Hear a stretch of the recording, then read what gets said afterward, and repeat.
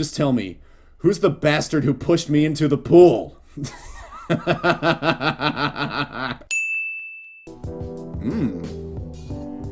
Man, I think possibly my favorite part about this mod so far has been the music. What's up, guys? Before the video begins, I just want to let you guys know that this episode is going to be shorter than the last episode was. You probably already noticed that. The first episode was about an hour long. This episode, I'm going to try to keep it between 20 and 30 minutes long. And what I would like you to do is, in the comment section below, tell me which length do you prefer. Do you prefer the longer videos that are about an hour long, or do you prefer the shorter videos that are between 20 and 30 minutes? Whichever one seems to be the most popular answer, that's going to be the formula that I stick with, at least for these Let's Play videos. And if we do go with the shorter option, then that means that I'll be able to upload the videos more often, because less recording means less editing, and less editing means that I can make the videos in less time. But if you prefer the convenience of having, you know, a huge 1 hour long video to watch, which I know that some people do, then I'll stick with what I did with episode 1. But again, just let me know, which do you prefer, shorter or longer, and that's what I'll stick with from now on. But anyway, here's the video. What's up, everybody? Caesar Madrazo here, and we are back with more Doki Doki Summertime, and we have a new opening screen, it would seem.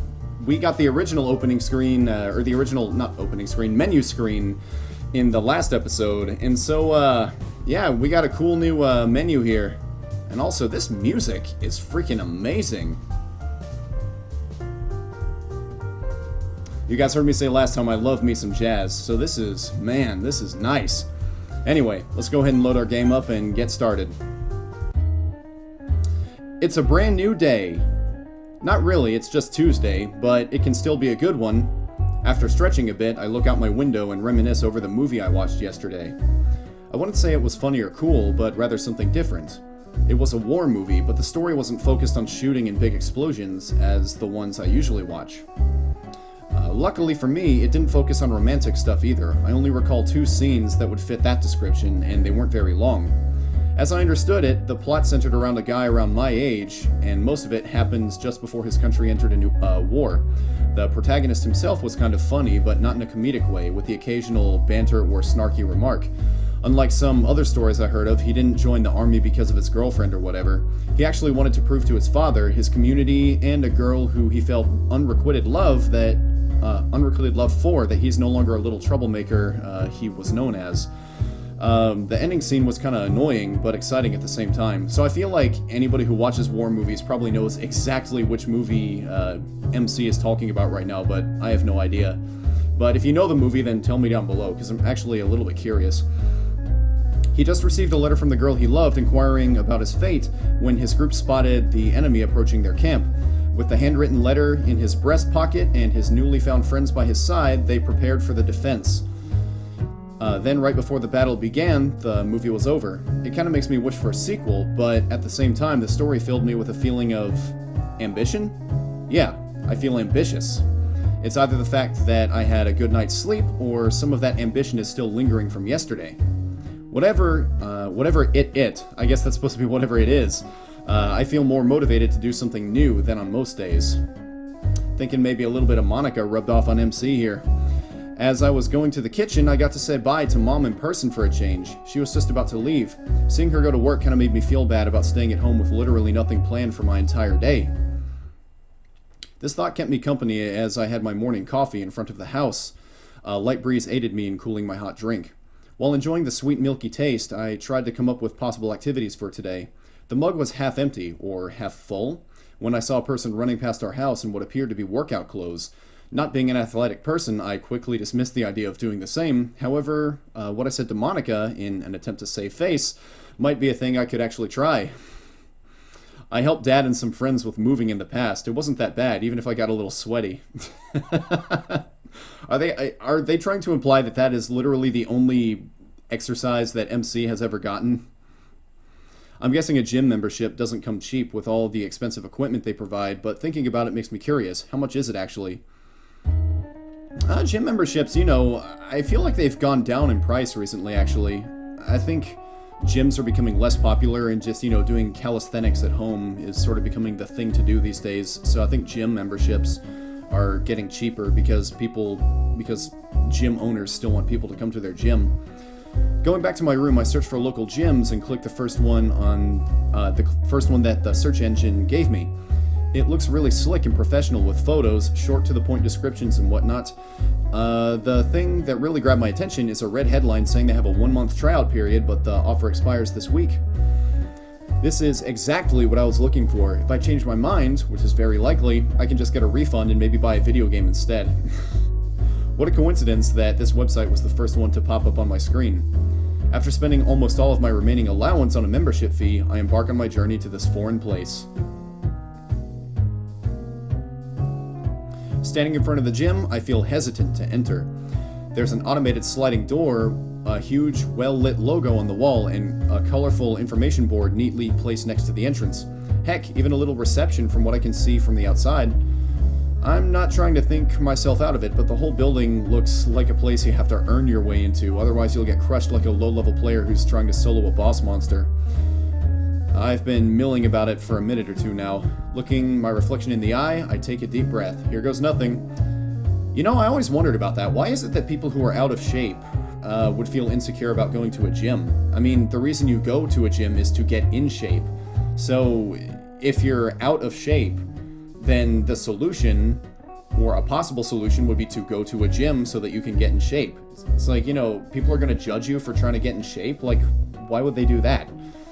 I mean, I get that, you know, there's social programming and, oh, like, he can't lift as much as me, but I feel like anybody who's worked out for long enough, they understand that it's not about, you know, trying to outlift anybody else, unless, you know, you're just a douche.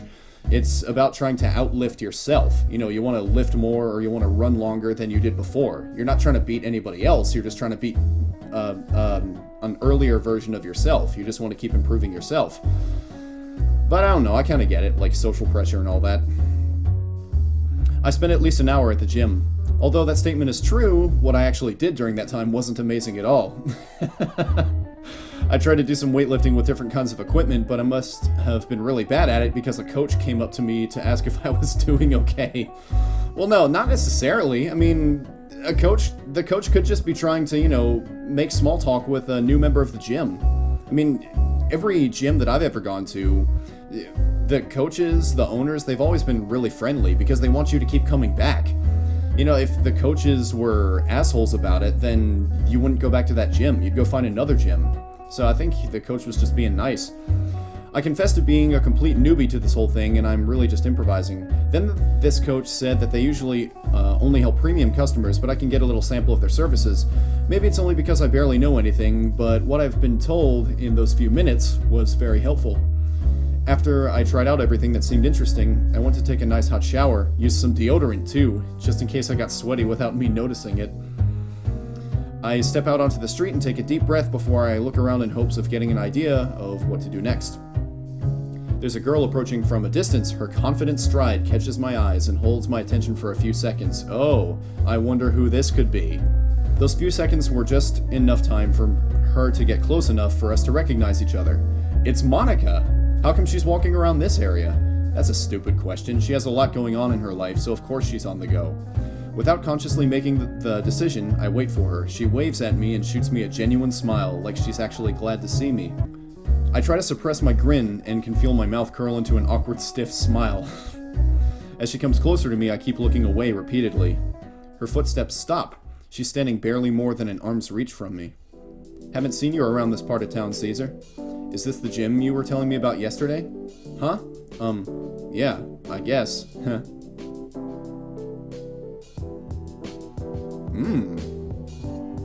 Man, I think possibly my favorite part about this mod so far has been the music. The music is just really good. I'm glad you think this is a nice area. Did I say stuff like that yesterday? I was too wrapped up in my attempts to not look like a shut-in loser. Yeah, it's pretty sweet. Wait, why does it matter what I think about it? No reason. Anyway, where were you headed before I got petrified by her crazy, gorgeous gaze? Alright, well, now we're getting a little weird here. Like, unlike in the first game, we're making MC, like, really into Monika here. in the original game, they would hint that, Monika's the popular one. It's like, oh, well, I probably don't have a chance. But here, they're just like, oh, Monika's so beautiful. She's so perfect. Oh, if only I could just be with her forever. Like, this is, I don't know, taking it a little bit too far, I think. I was thinking about what my next task should be for today. Yeah. Then I saw you, and haha, I get it. I like to take a walk when I want to organize my thoughts. Maybe it could help you too. So why don't you come and walk with me to the music shop? You'll sort out your thoughts, and I'll have some company on my journey. It's a win-win situation. You could tell me more about your plans, for example. Man, this is somehow scary and tempting at the same time. If I don't go with her, then there's no telling when I'll get a chance like this again. However, if I go, I could easily embarrass myself and guarantee that she won't want to associate with me. I feel like I'm gonna regret this, but I'll go with you, Monika. Okay. She walks past me and turns back with an elegant little twirl. So they're kind of giving off a vibe that Monika is trying to seduce us into something, I think. Then take the first step. What does she mean? Is this one of those hints guys miss all the time? Yeah, I think it might be, actually. I mean, literally take the first step, otherwise we won't get anywhere. Oh, right. Sorry. Off to a great start, Caesar. I avoid talking about my supposed plans for a while by throwing the ball back to her and ask about the things she's involved in. The only surprise I have regarding the list of things she does is that she actually has time for it all. A day is 24 hours for her too, right? How can she do so many things? Because she's coding herself extra time into the game, I think. Well, I'm not one to talk. If I achieve 2 important things in the same day, that's already a busy day for me.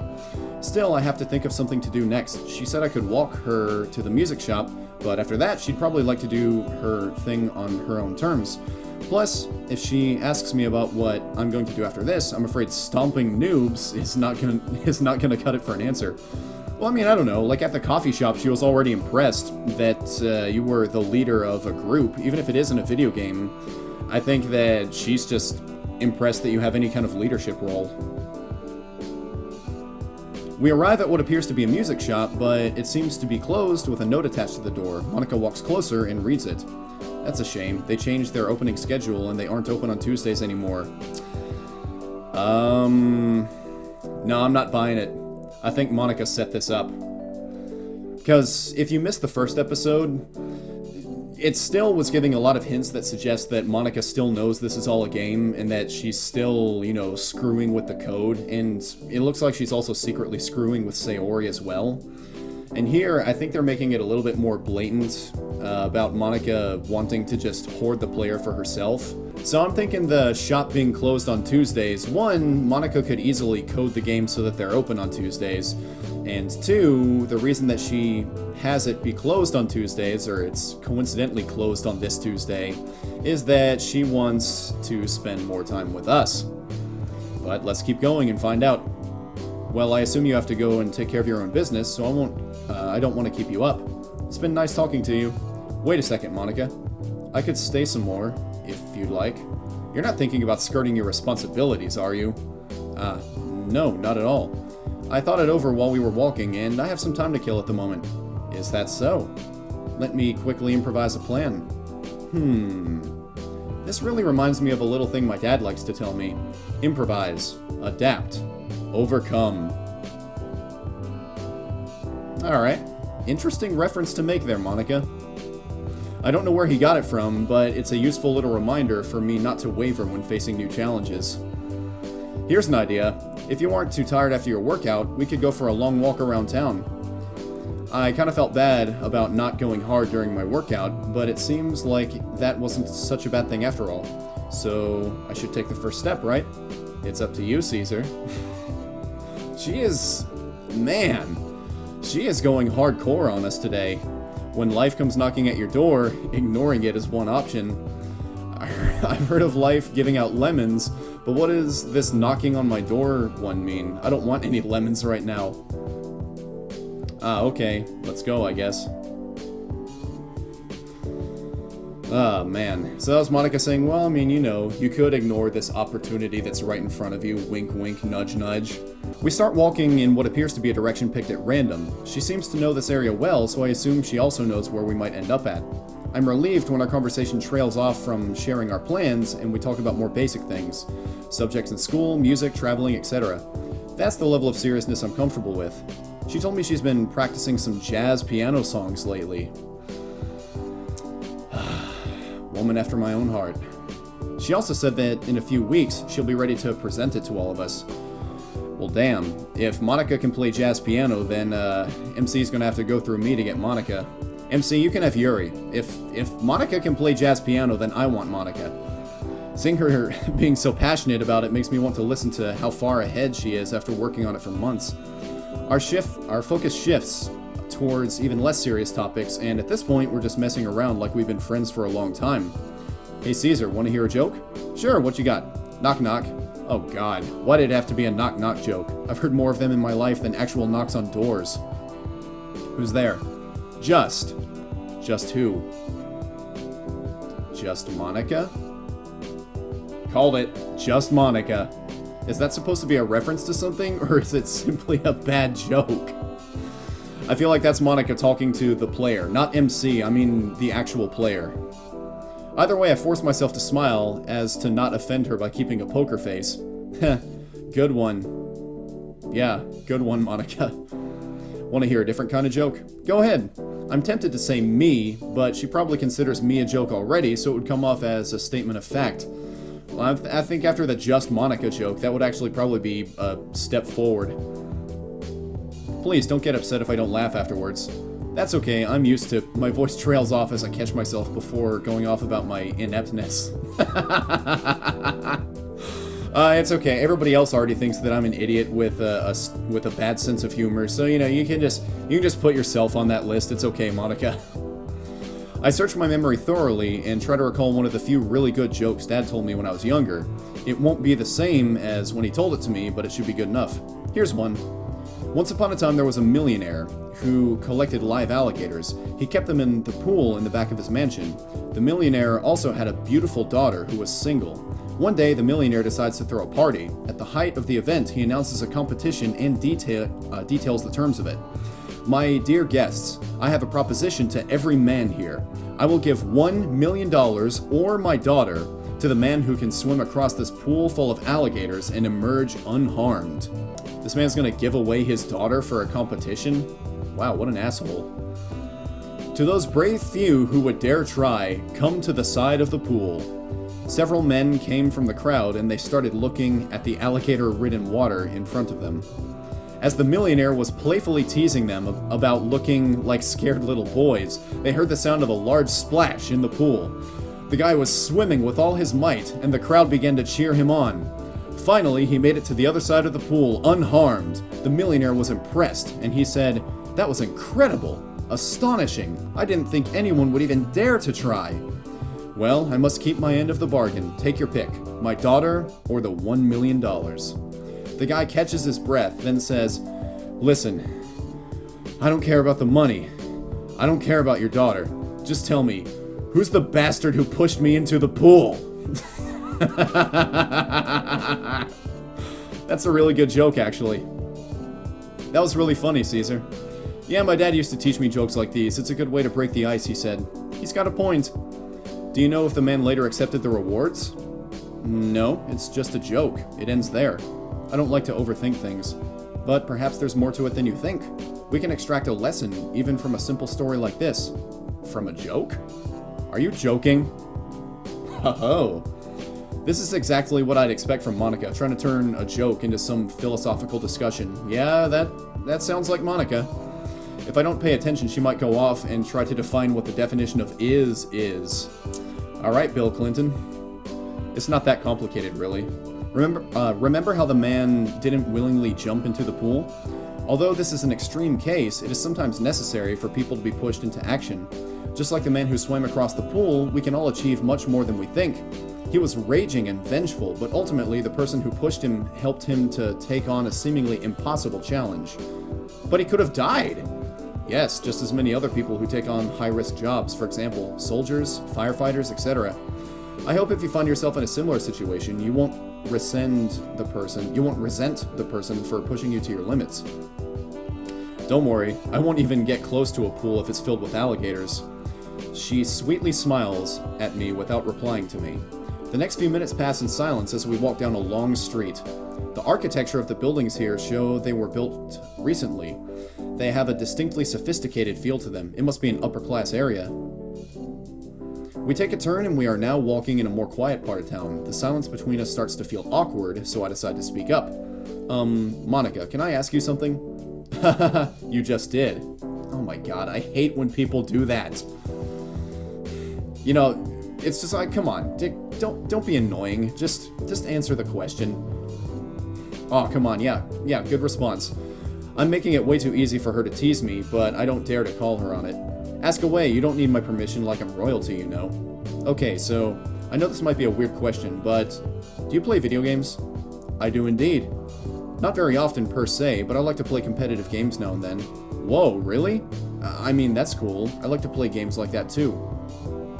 Do you think we could... Gosh, even I can hear the desperation in my voice. It wouldn't surprise me if she suddenly disappeared while I'm not looking. Sorry, I got a little too excited. I can't say I'm surprised. I hope you're not one of those guys who obsess over girls who like things that aren't considered girly, like gaming. Because if you are, you'd most likely enjoy Vivian's company to mine. Who the hell's Vivian? Vivian's a foreign exchange student in our school. Her red hair is always unkempt, and she's often seen making weird faces with a tired scowl as her default expression. She likes video games too, but I don't think even the games like her back. Speaking of hobbies, I kinda like reading. Have you picked up a book instead of a game recently? Let me get back to you on that later. Ha, sure thing. Monika, something just occurred to me. Ever since I first saw you, there was always something important or useful you seem to be doing. Organizing, writing, presenting, studying. It's like all you do is stuff other people would consider work, or tiresome at the very least. So I was thinking, do you do anything just for fun? Oh, I am enjoying those things, Caesar. Well, most of them. But I guess you have a point. I don't usually talk about these things, but I've always been told by my family to spend time in the most productive manner. If I wanted to play, I had to play a sport, solve a puzzle, practice music, or learn something new. It became a habit, and now it just comes to me without thinking about it. You literally spend every day working and studying? Okay, there is one thing we could call a guilty pleasure of mine. And that is... It might sound mundane coming from me, but I like to watch TV and just shut out all the noise of the world from time to time. Although I don't do it very often because it's kind of lonely watching it by myself. I'm 99% sure that wasn't a hint directed at me. Even if it was, I don't dare to suggest that I would volunteer in a heartbeat to watch TV with her. Now it's your turn to share your guilty pleasures. Would you like them ordered alphabetically or by category? Haha, even if there are many, they can't be that bad. Okay, here's one. I like to play visual novels. There, I said it. Breaking the fourth wall here. Don't worry, you're not alone. Although I dislike how the writers often rely on common stereotypes for the characters within.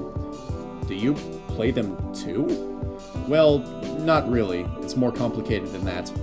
As in, you are a visual novel character, Monika? Is that what you're going for here? I look at her quizzically, waiting for an explanation for her unusual answer.